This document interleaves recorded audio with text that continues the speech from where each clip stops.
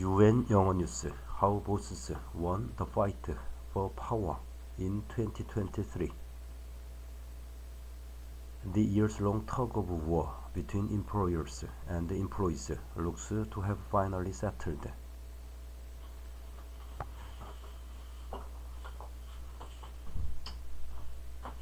Tension between workers and bosses has risen dramatically throughout the past few years, especially around the return to office battle, as employees seek to retain the flexibility they've prized for more than 3 years. Employers have sought to instill greater rigidity, often through fixed working patterns that require employees at their desks. Since the pandemic, workers have largely had the upper hand over executives, whether due to a favorable labor market or simple outright stubbornness to give up their remote setups. But 2023 marked a turning point for the first time since COVID-19 hit, amid a weakening economy and cooling labor market. Employers are coming out on top, yet although this power struggle has seemingly ended in favor of bosses, workers haven't lost all they've fought for. Millions of employees have ended up with greater flexibility, autonomy, and pay than perhaps ever before.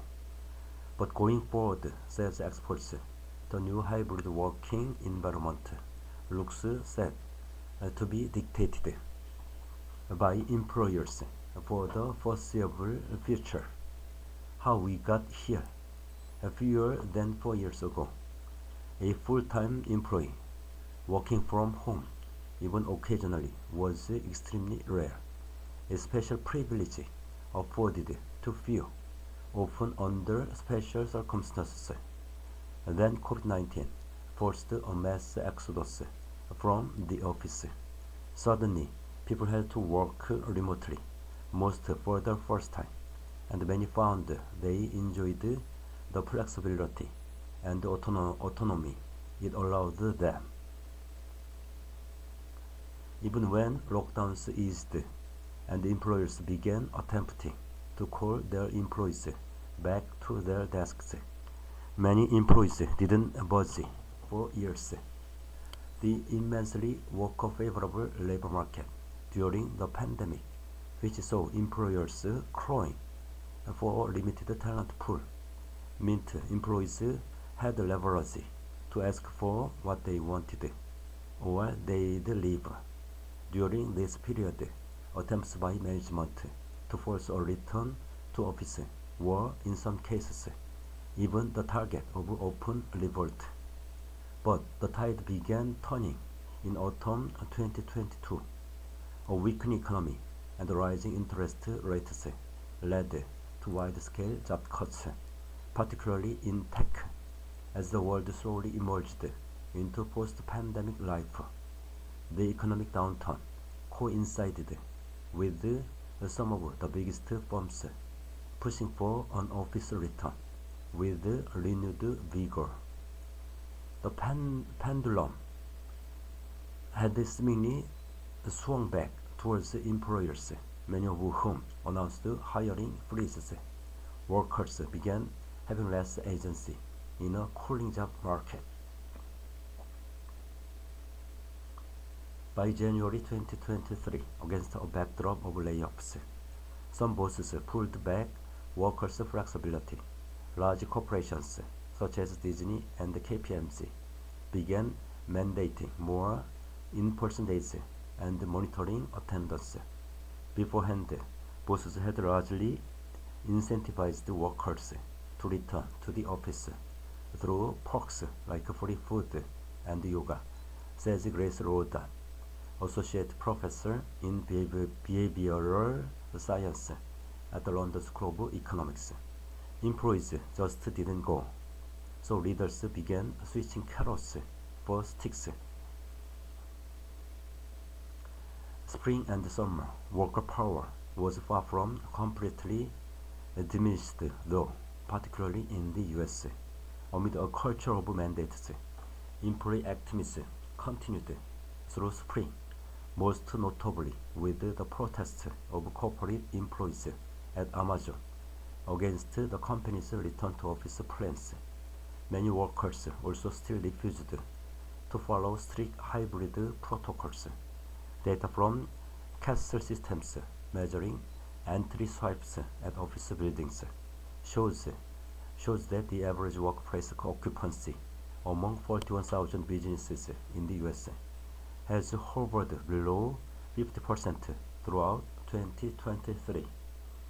In the UK, soaring inflation and the cost of living crisis meant more workers were willing to quit and find new jobs if they could.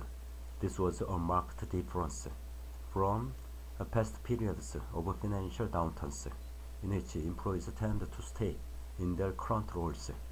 The cost of living crisis has spurred people to think, if my boss isn't giving me a pay rise that even meets inflation, it's about time I move on, says Rhoda, while employees remained emboldened in voicing their disapproval to bosses.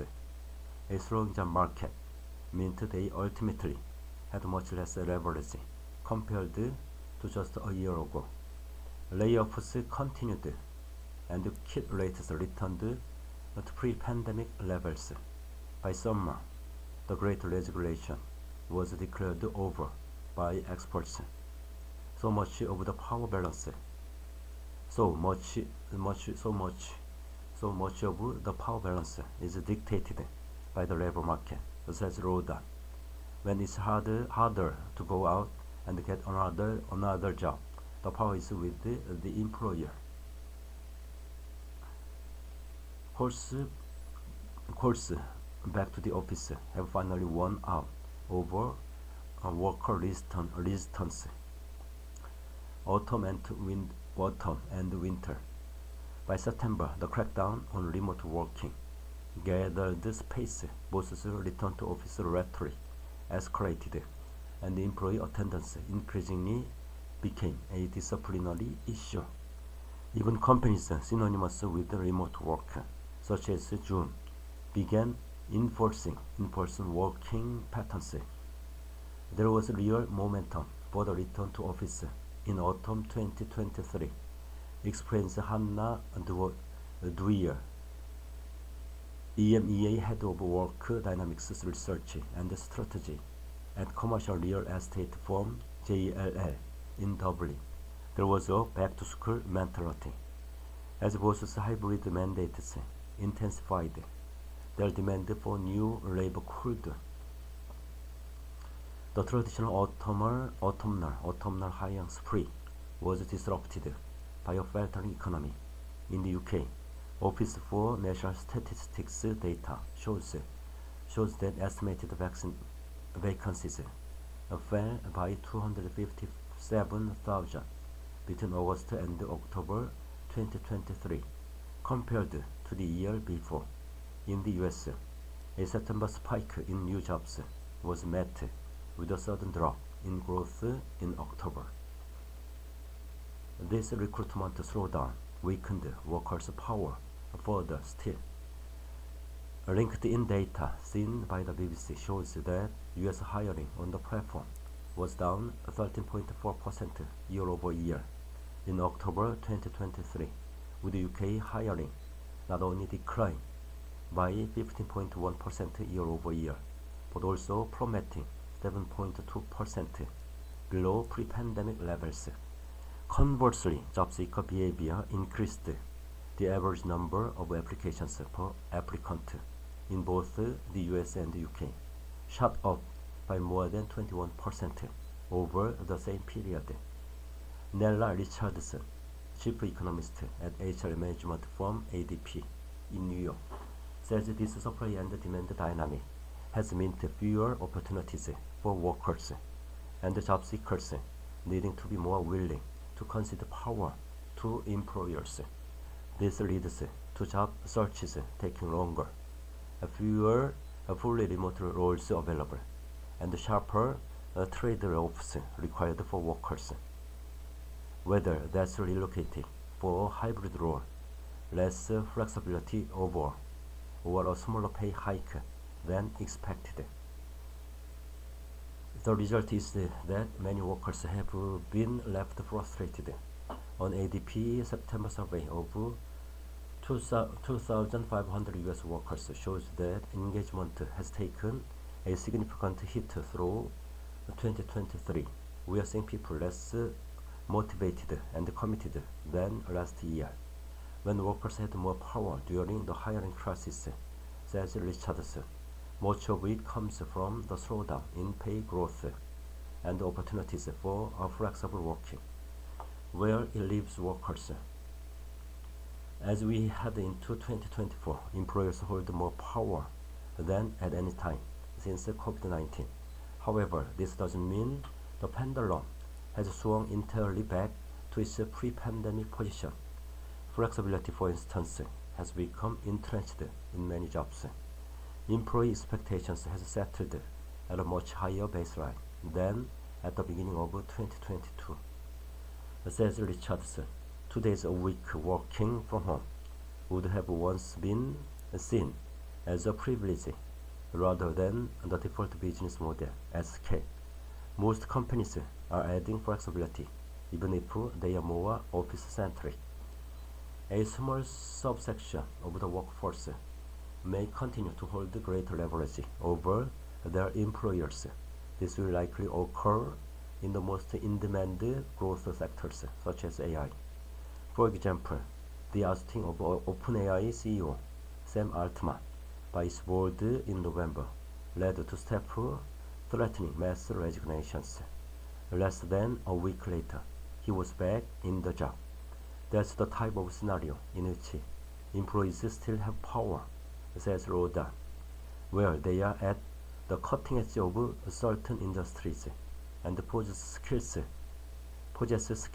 that are hard to replace.